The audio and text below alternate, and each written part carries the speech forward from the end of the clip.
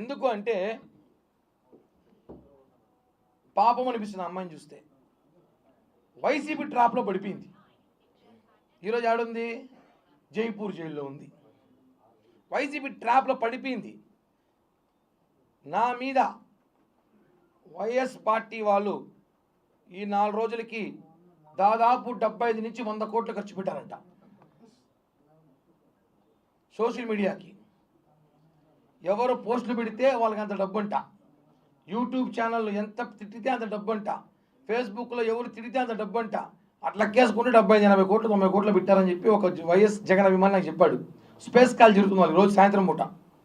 Space కాల్లో మా వాళ్ళు దూరేశారు, జనసేన వాళ్ళు మా వాళ్ళు దూరేశారు. ఏం జరిగింది చూద్దామని చాలా ఖర్చు పెట్టి కిరణ్ రాయ్ మనం బ్యాట్ చేస్తున్నాము అని ప్రయత్నం జరుగుతుందనేసి.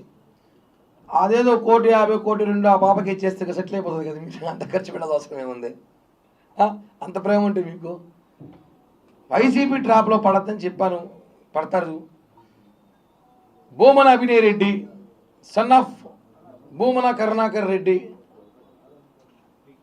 అతను అభినయ్ రెడ్డి 63,000తో ఓడిపోయినాడు. మా మెజార్టీ తిరుపతిలో అతను ఓట్ల కన్నా ఎక్కువ పట్టాయి. అతనికన్నా ఎక్కువ వచ్చింది మెజార్టీ. తిరుపతి ప్రజలు మిమ్మల్ని చాలా బాగా ఆశీర్వదించే సంగతి మీకు తెలుసు.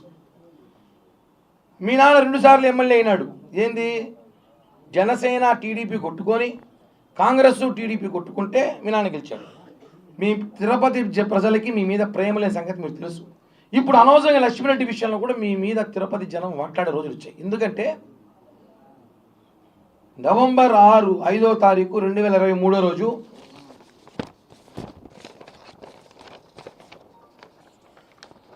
నేను ఒక ప్రెస్ మీట్ పెట్టిన హోటల్, ఒక ప్రైవేట్ హోటల్లో, మీ అందరూ తెలుసు. ఆ ప్రెస్ మీట్ సంబంధించిన పేపర్ క్లిప్పింగ్స్ ఇవి. ఒక అమ్మాయిని పెట్టి నన్ను వేధిస్తున్నారు, ఒక అమ్మాయిని పెట్టి కిరణ్ రాయ్ వేయాలని చూస్తున్నారు, కరెక్ట్ కాదని చెప్పి నవంబర్ 6వ తేదీ 4 గంటలకి Uday international hotel press meet పెట్టా. ఐడియా ఉంటుంది అందరికి కూడా. అంటే 1.5 సంవత్సరం క్రితం. అదిగోండి, కరుణాకర్ రెడ్డి అభిరెడ్డి చేస్తున్నాడని చెప్పి చూపించా.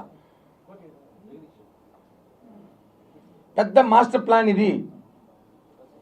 ఆ అమ్మాయిని పిలిపించుకొని నీకెందుకుమా ఆ రోజు సెటిల్ చేసినావు.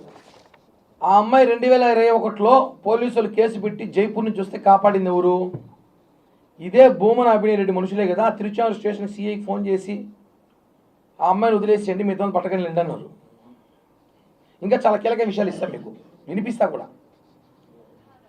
2023లో ఆ అమ్మాయి పిలిపించి మీరు కిరణ్ రాయ్ డబ్బులు సెటిల్మెంట్ చేయించారు. మీరు పెద్ద మనుషులను పెట్టి, భూమన అభినయ్ రెడ్డి మనుషులు, భూమన అభినయ్ రెడ్డి వాడు ఒకడు ఉంటాడు, మొబైల్ షాప్లో పనిచేస్తాడు, తేడాగాడు వాడొకడు.